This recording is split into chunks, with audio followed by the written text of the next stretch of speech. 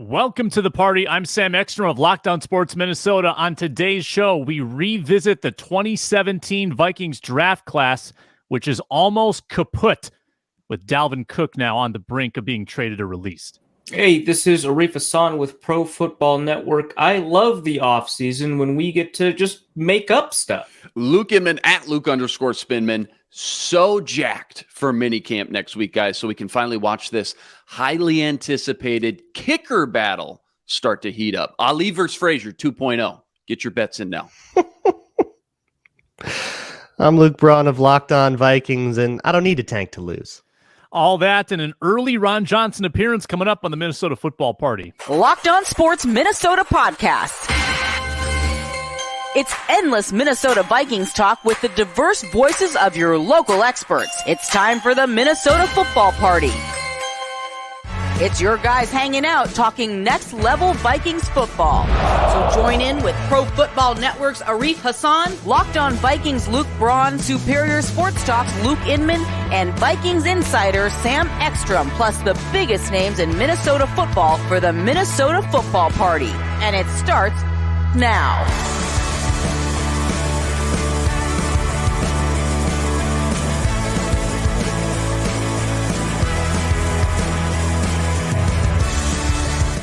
Welcome into the Minnesota Football Party today. I'm Sam Ekstrom, joined by the full array to get started. It's Sam, Luke, Hassan, Ron, and Braun to get us kicked off here on a Thursday. Coming up, we'll talk Dalvin Cook's future, and the 2017 draft class is almost entirely gone from the Minnesota Vikings roster.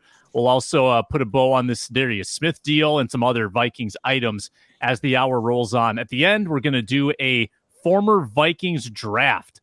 It should be a lot of fun. But Ron Johnson joins us to kick off the show. He's at 3Ron Johnson on Twitter, and he hosts the Ron Johnson Show here at Locked On Sports Minnesota. Ron, good morning to you, my friend. What's new? Oh, man, nothing, man. Just got Bernard Berrien coming on next week. Locked On. Going to sit down with former Vikings and Bears receiver, talk about the draft and where those two teams stand in NFC North. And then Mo Lindquist, head coach, former Gophers coach, former Cowboys coach, but now the head coach of University of Buffalo. He's going to join us as well at some point within the next week or two.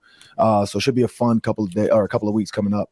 Yeah, and Gophers softball pitcher Autumn Peace on the show yesterday. They debut in the NCAA tournament on Friday, so make sure to check them out and Autumn out as their NCAA tournament run gets kicked off. Well, Ron, everybody's talking about Dalvin Cook. We've talked about it on the Ron Johnson Show as well. I guess my question for you is, assuming Dalvin Cook is departing from this Vikings team, do you still think he's got another big season or two or more left in him at his new destination?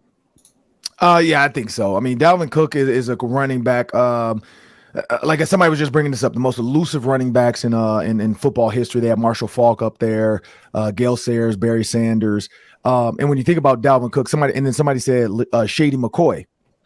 And I'm like, man, Dalvin Cook is a better true running back, I feel like, over Shady McCoy, but he has the same amount of hands. He's not as shifty as Shady.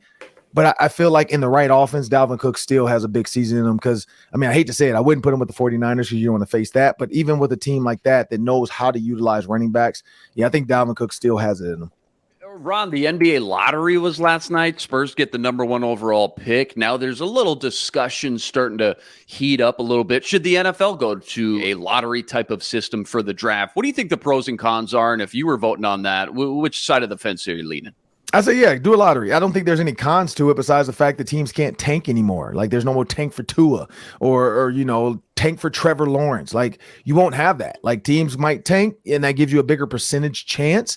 But the bottom 3 teams in the NFL, or at least the worst team in the NFC and the worst team in the the AFC, they get the most balls, I guess you want to say. If you go with ping pong balls, because now it's computer generated, which is it's rigged. It's a total scam. But if you look at, going to true ping pong balls where it's anybody's fate, not a computer that Adam Silver can type in, Greg Popovich, please don't retire.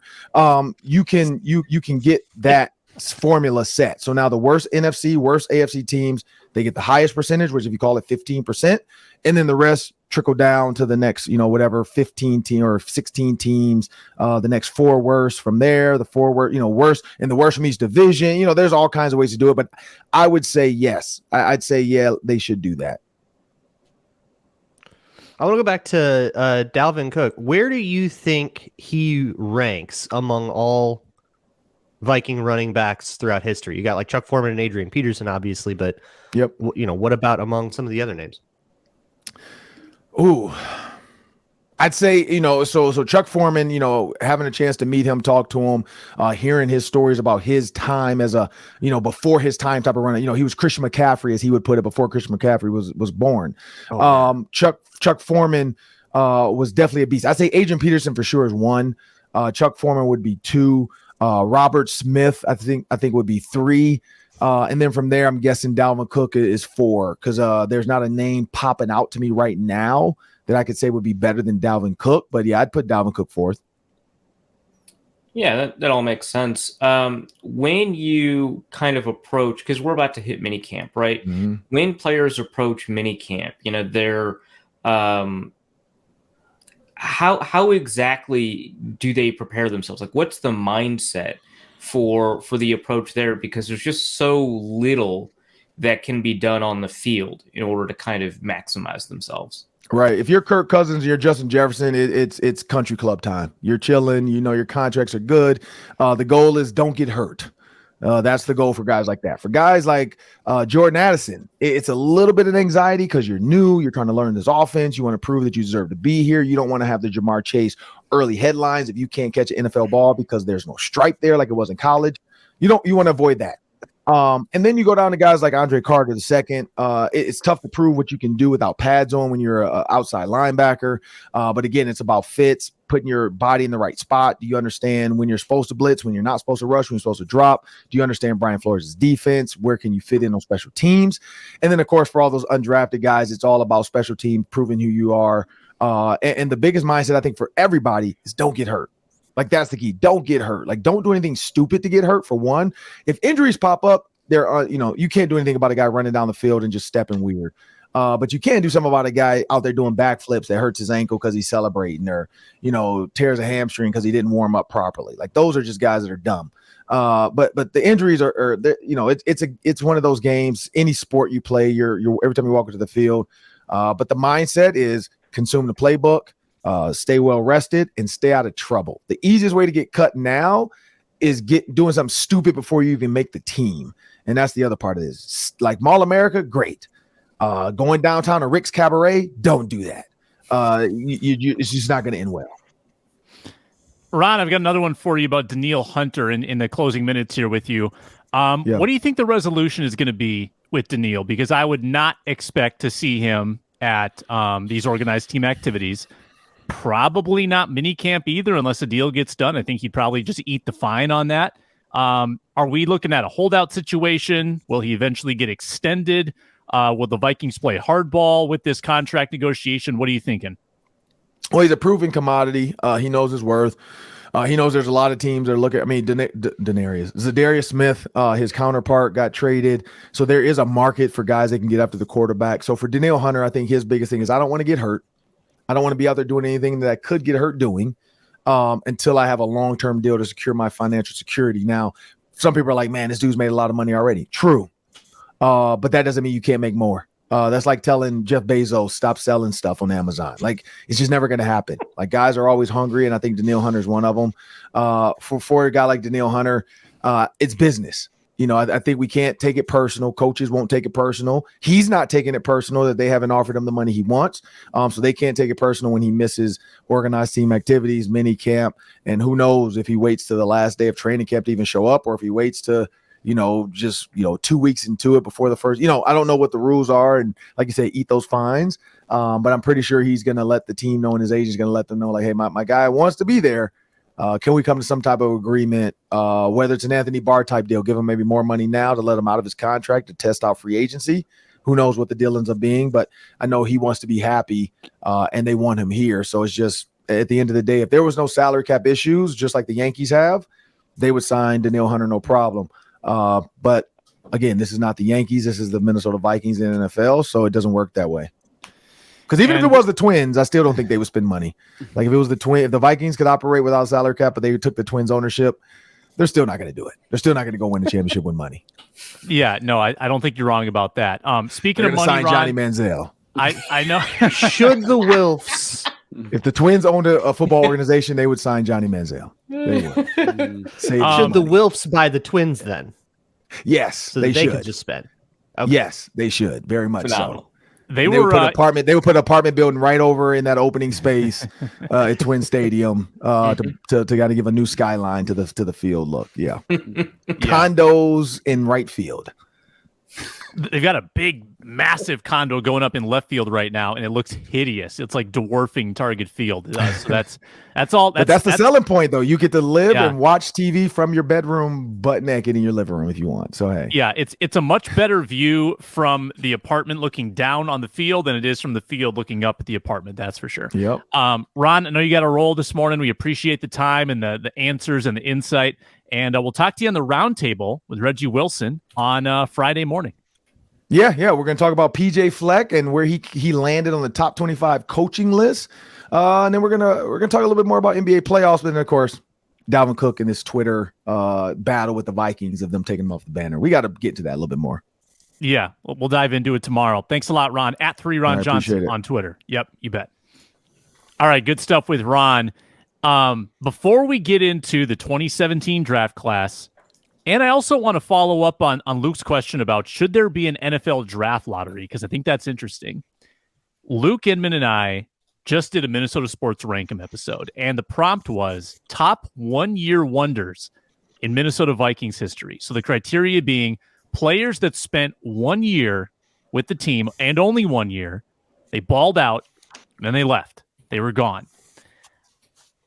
There are the obvious candidates. There's the Jeff Georges, Case Keenum, who we both almost forgot about. Case Keenum, probably the top quarterback on that list. Was he only with the team for 1 year? He was. Gus Verrat, 2008, goes 8-3. Oh, good. Each In Gus, takes we over. trust. Gus the Bus. Yeah. Drive the Gus Bending bus. the rules just a little because he was with them previously, but we'll count Correct. We'll Yep. count But it. that was a like 1 year that solo stint, yeah. stint. Yep. Michael Pierce, Za'Darius Smith, Yannick Ngakoue. Hey, 5 sacks in 5 games, guys. Hey, Come on. led the team in sacks. Let's go. All this to say, I came across a name that I had never encountered in my life, and now I want Braun to do a new documentary about him. Don Holtz. Don Holtz. Are you familiar? I'm not.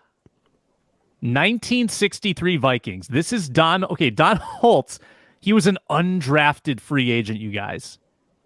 This is in Love an it. era where everybody was drafted because there were a million rounds. Right. He went to Southern Miss, undrafted in 1963. This is his rookie year stat line for the Vikes. 14 starts, 1 interception, which was a pick 6, 9 fumble recoveries, 10.5 sacks. What? And then Beast mode.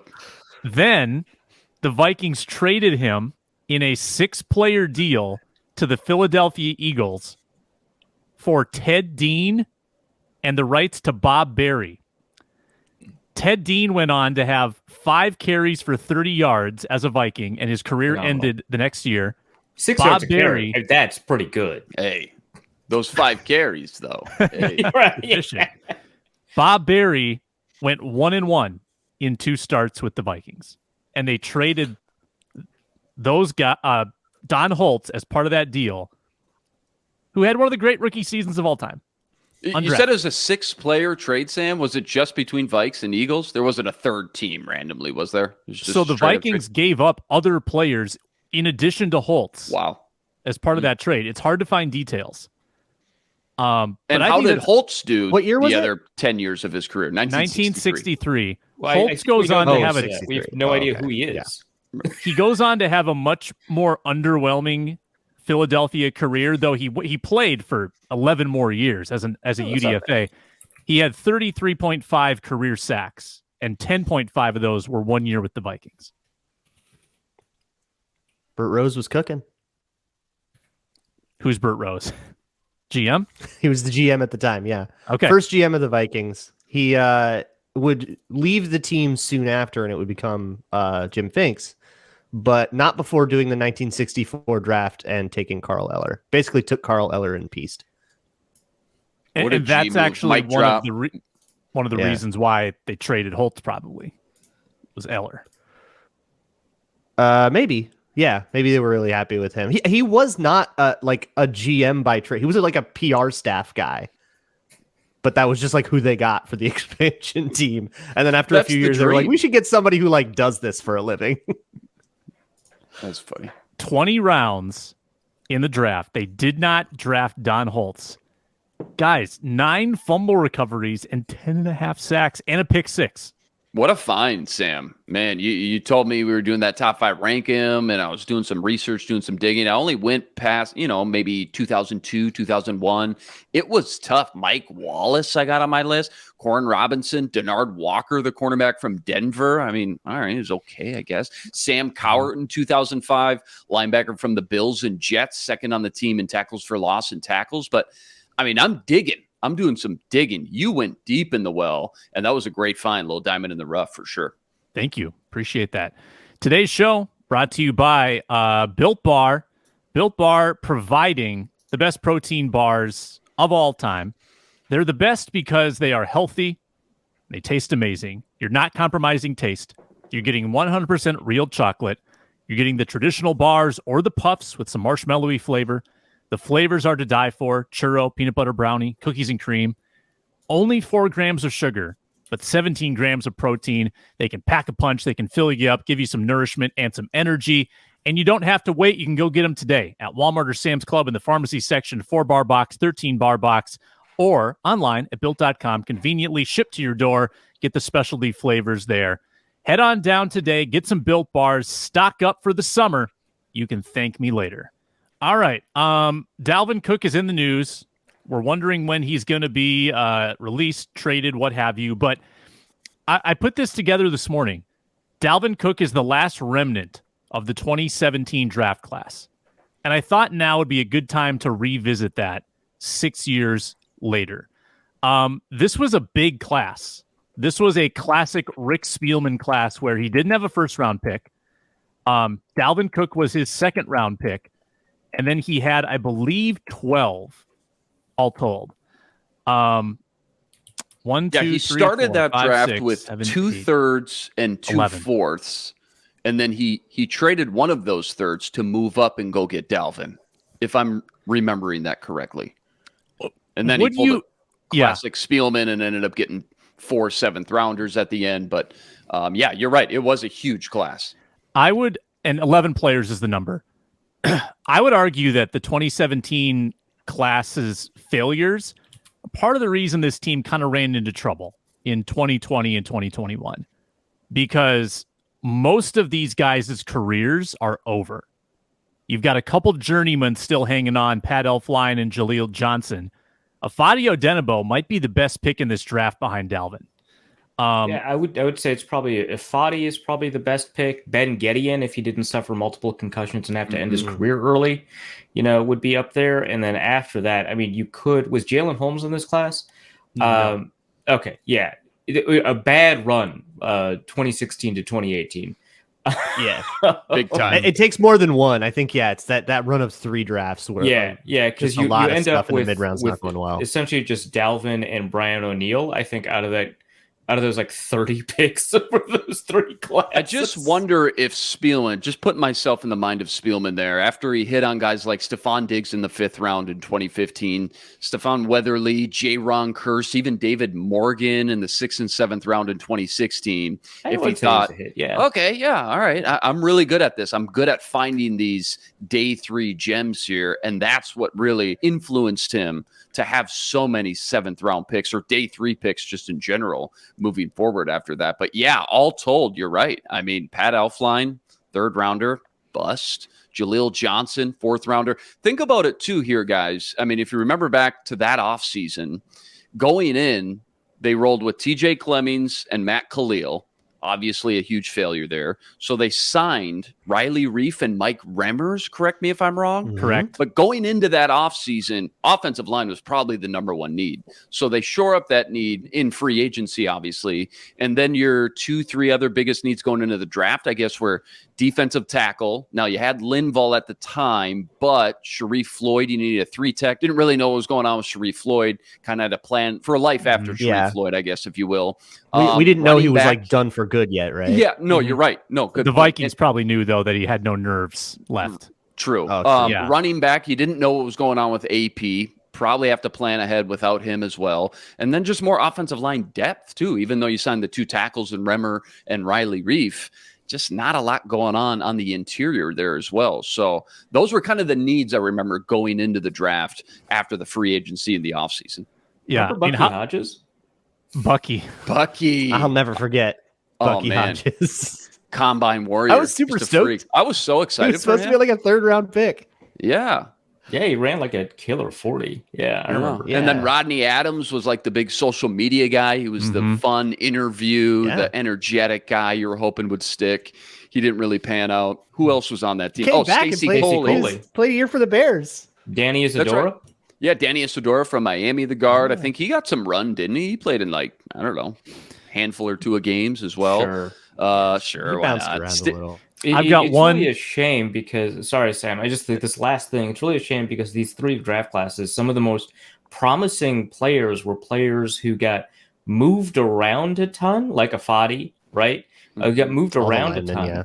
Yeah, that might have been able to prosper if they had one position or one clear development path ahead of them. It really sucks. Like a Jalen Holmes, I don't know if he was ever going to turn out, but he got moved from edge rusher to defensive tackle to edge rusher to defensive tackle. Same with the Fadi. And it just would have been nice if these guys could play the position they were meant to play from the start. Mm-hmm.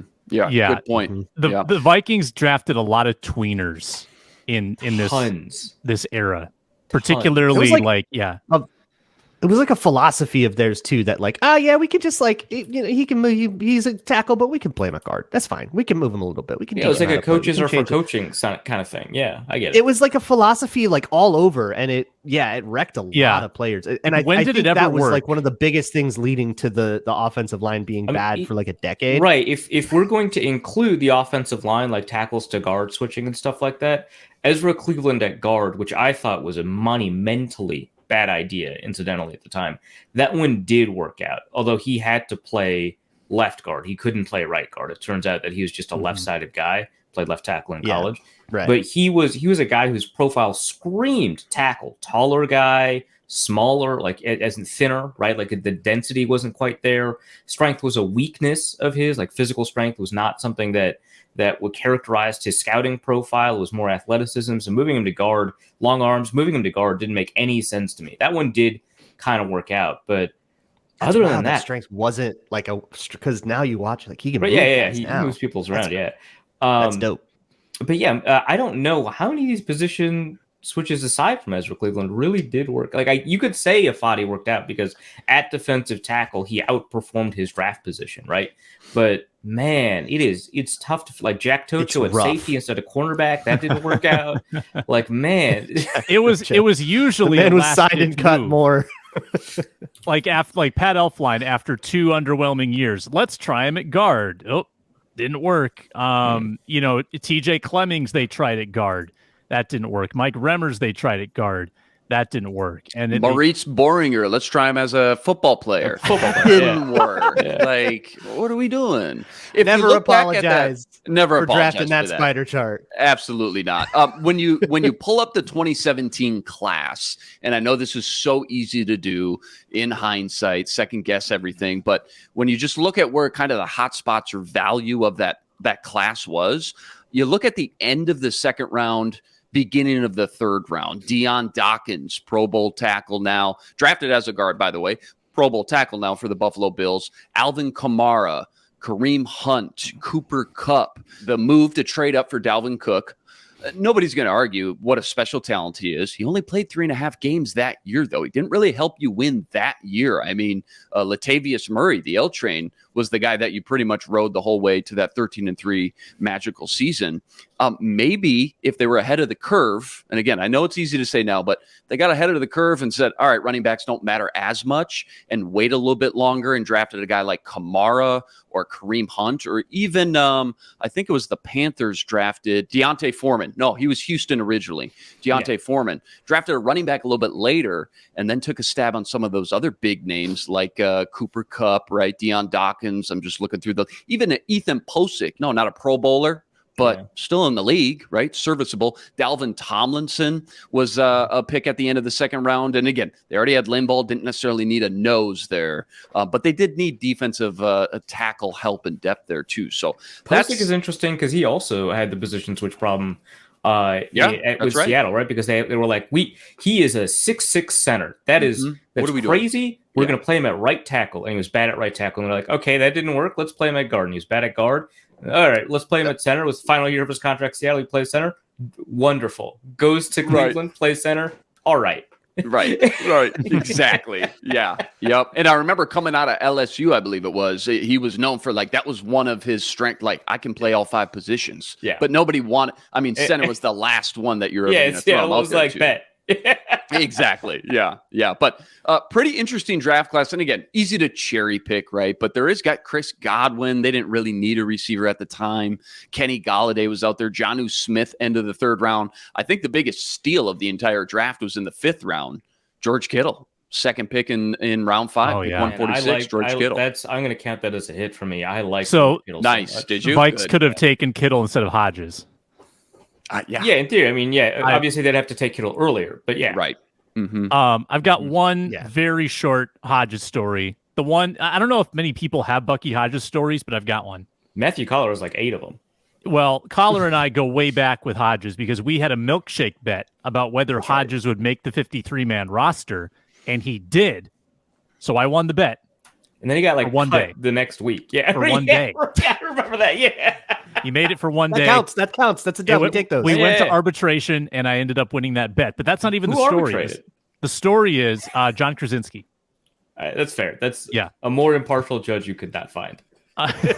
He's very upstanding. So during OTAs, Bucky Hodges is a rookie. There's a sideline route thrown to Hodges, and Hodges fumbles around, doesn't catch the ball. There's a cameraman that is sitting on the sideline in a stationary position, and Hodges was too clumsy to get out of the way, so he just trips hardcore over this photog. And Rick Spielman, who's in his traditional spot about 30 yards behind the line of scrimmage, usually doesn't say much. Golf cart yoked up. Yeah. Rick Spielman looks over to the camera guy. I'm not going to say his name, but he goes, "Hey, you, get the blank off the field." Screamed at him, "Get the F off the field."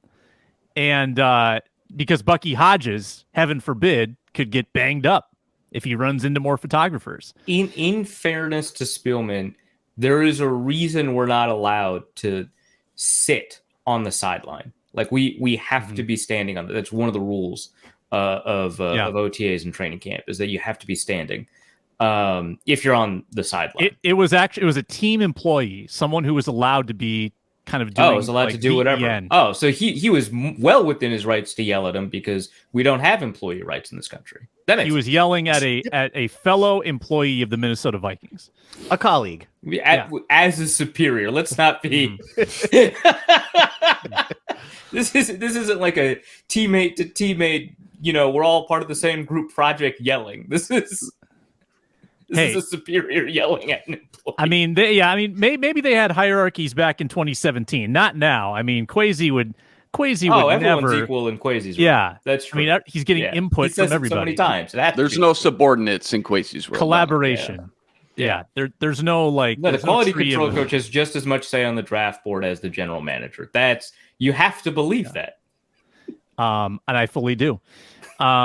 We're partnered with SiriusXM. You can hear all of the Locked On Sports Minnesota shows on the SiriusXM app or the SXM app.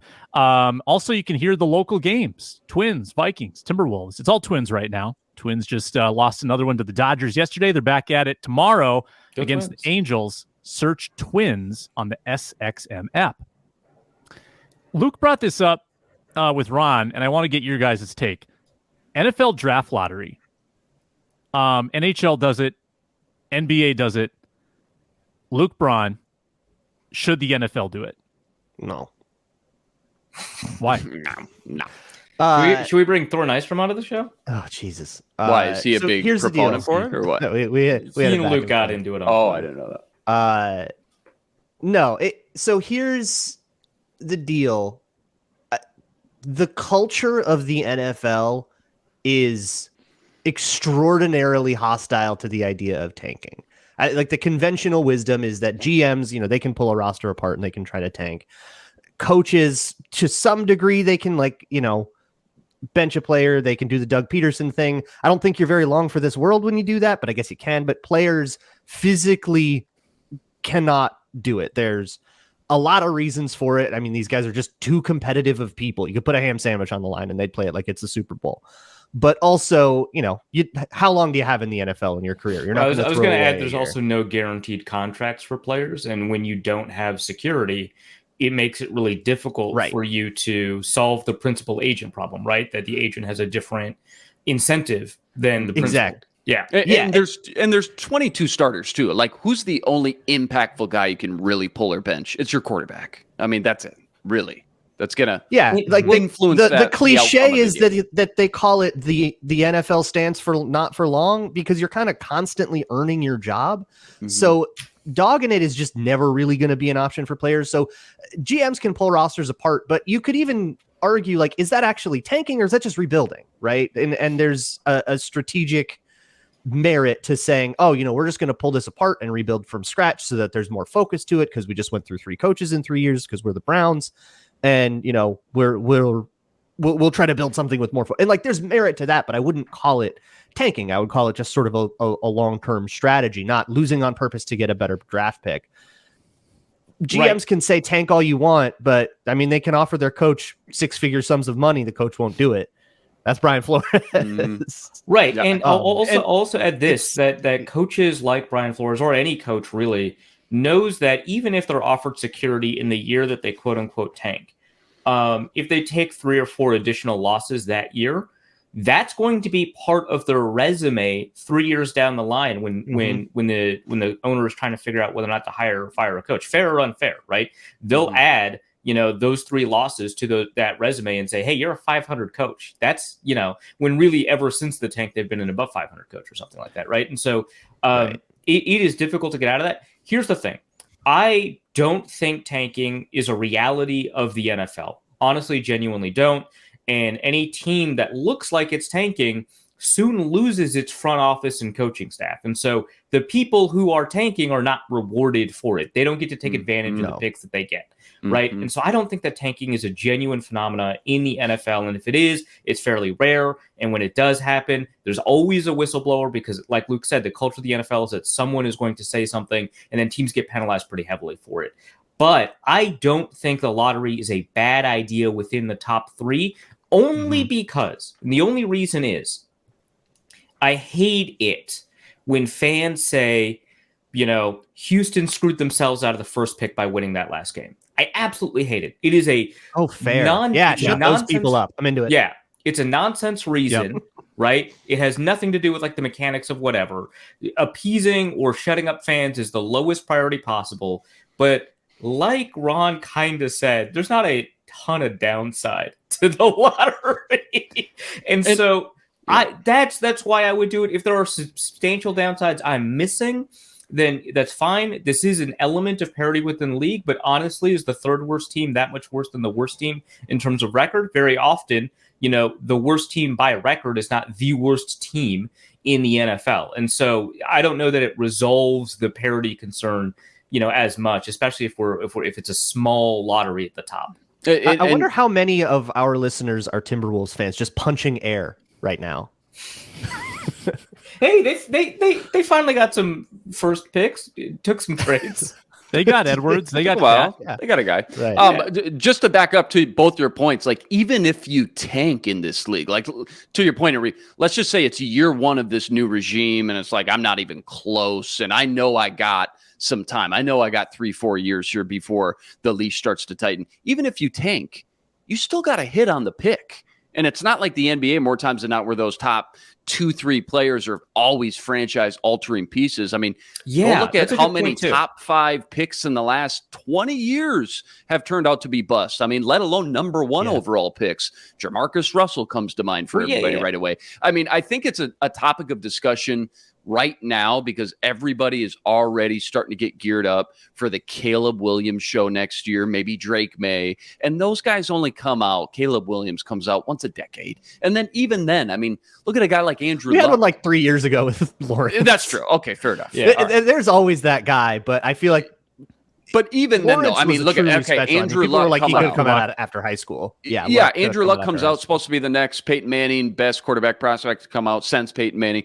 Kirk Cousins has lasted longer than him in the 4th round. I mean, I know it doesn't happen often, but there are still even outside the first round. Your overall point is correct, right? That talent in the NBA draft is concentrated at the top and is a little bit easier to identify. There are, of course, busts in the NBA draft, obviously, right? But the NFL draft is just less concentrated in terms of talent. Correct. A second-round pick in the NBA means virtually nothing, right? And so past the top 12 picks almost means virtually. Right. Yeah. And so I think that there's something to be said there.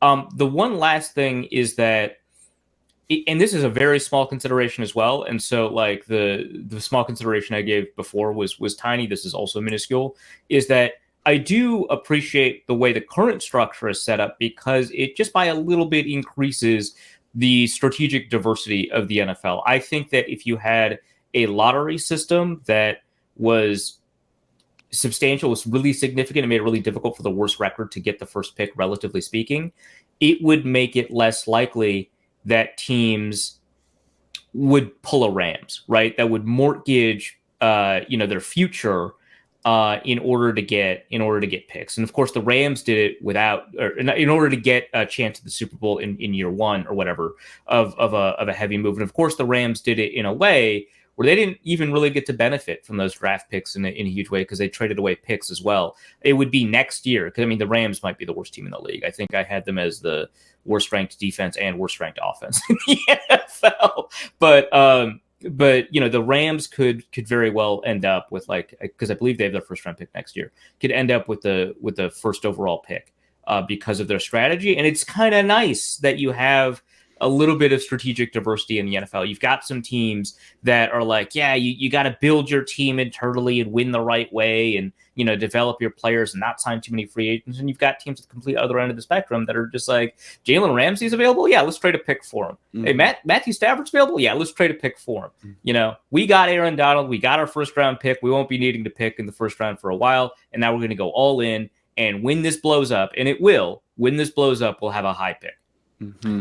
I would be very much in on the idea of a bottom 3 or bottom 4 lottery.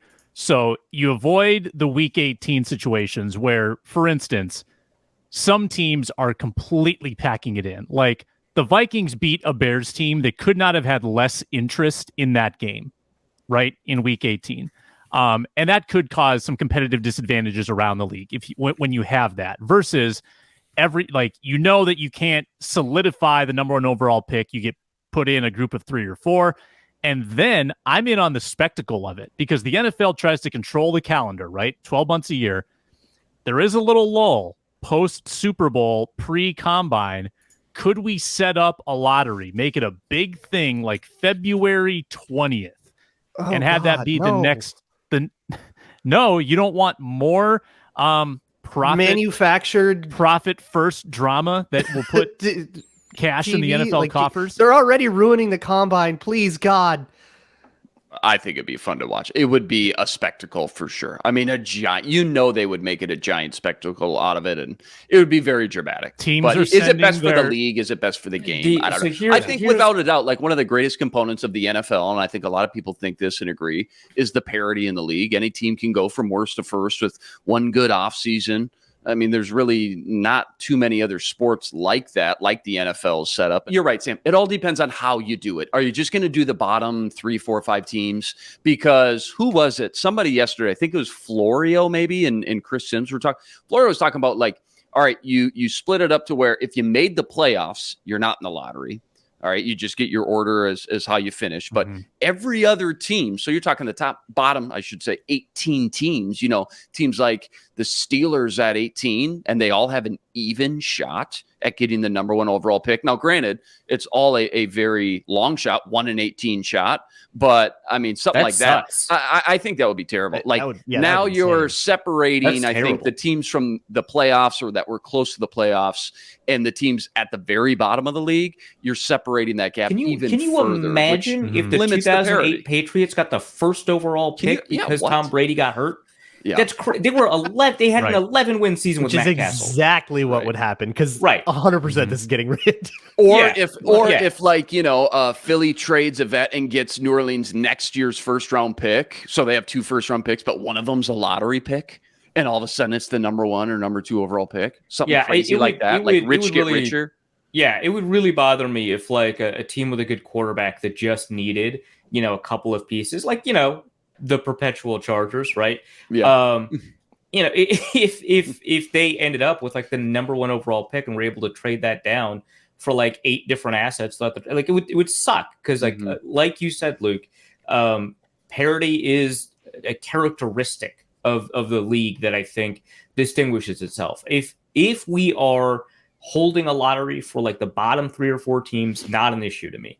But once you expand that to include teams that could even have like winning records, that's crazy. Right. To me, Right. that's crazy to me. I think that the lottery should expand to make sure that you, with almost certainty, include the worst team in the NFL every year. And that's probably bottom 4 teams by record. It is possible for the worst team in the NFL to luck their way into 4 or 5 wins and maybe be out of that. But with near certainty, probably a 97 or something % chance, the worst team in the NFL will be included in the bottom 4 picks. And I think that's probably where you want to be. Yeah, you'd have to like change the argument because I think as a normally the lottery argument is, man, tanking is everywhere. We have to do something about it, which is just not true. But if you could say argue it somehow as like that, like the hey, the worst record in the NFL isn't necessarily the worst team in the NFL, so let's try to sort of mix it up that way. I could be a little more sympathetic to it, but it still feels like I think about that Texans Colts game that Lovie Smith won. I mean, they were playing really hard. People are mad game. at Lovie Smith about it. I love that. I hope they die mad because Lovie Smith rules. Yeah. That guy, he probably in that game probably saved someone's career, right? Just by playing hard. Yeah, probably. But like, if you had a draft lottery and that game was functionally meaningless, the team would still play just as hard because why not, right? Yeah. But it wouldn't have been nearly as fun to watch. It wouldn't have been that fun to cut to on Red Zone at all. Right. Like, well, it's like it's like in the Premiership, right? At the end of the year in the Premiership, the best games to watch are the ones that determine, your top 4 or 5 placements for Champions Cup, and the ones that determine relegation because there's so much at stake, millions and millions of dollars at stake at being relegated down from the Premiership to whatever it's called, Championship, League One, something like that, Championship, I think. So much at stake, and promotion within the Championship to the Premiership. That's extraordinarily fun. And so, when there are huge stakes, these games are tons of fun to watch, right? But it just sucks that we can take somebody who's had a good performance and punish them for it. Yeah. So is Ted Lasso going to end with Richmond winning the Premier League? Is that going to be the final episode of the series? Whoa, no spoilers. Whoa, hey, I didn't even. We're know not they even doing close. well this No, season. I'm projecting like way down. Like I haven't seen. I don't know. How many seasons do we think? Me neither. There's a writer's strike. All TV bets are off. I don't know how much longer any show lasts. No chance that Ted Lasso didn't complete filming before that writer's strike. Lasso is done. Yeah, it's like seasons and seasons on. Yeah, but Screws up everything. all bets are off. Otherwise, after that, unless you're Jimmy Fallon, I guess. What's he doing? Late nights are different. He's the one late night show that did not pay his writers through the strike. So, good stuff. oh yeah, Okay. yeah. So, Nah, not a Fallon Killer. guy. Excellent. killer. Yeah, I wasn't either, and now I'm less of one. Fallon just never felt like he was Funny? authentically creative himself. Yeah. Like I felt like he was propped up very much by games and teleprompters, but I'd much rather go with Kimmel. I liked Colbert. late night Fallon, but now primetime Fallon. It's just I didn't like right. any Fallon. I didn't like SNL Fallon. I didn't like late night Fallon. I didn't like Fever primetime Pitch Fallon. Yeah. Yeah. All right, on-air production meeting. So I had an idea for a draft. We're at 47 minutes. I think we should hold this because we've got the whole summer ahead, and do it another time. Cool. Are we tease. ending early, or are we filling this with something else? Anything you guys want to talk about? I'm content giving our listeners back like 12 minutes of their life. Yeah, that's what they want. That. They want to stop listening. Yeah. Nod your head if you're listening at home that you want us to stop talking. Just blink twice. Hey, to those listening now, our everydayers, we appreciate it. The metrics do suggest that people stop listening to us before the end of the show. Can you believe that? About a half hour. It stuns me. Universal. It stuns me, but we thank you, those of you that have stuck with us until the very end, and we're going to allow you to go on with your day. Comment below, though, should there be an NFL draft lottery?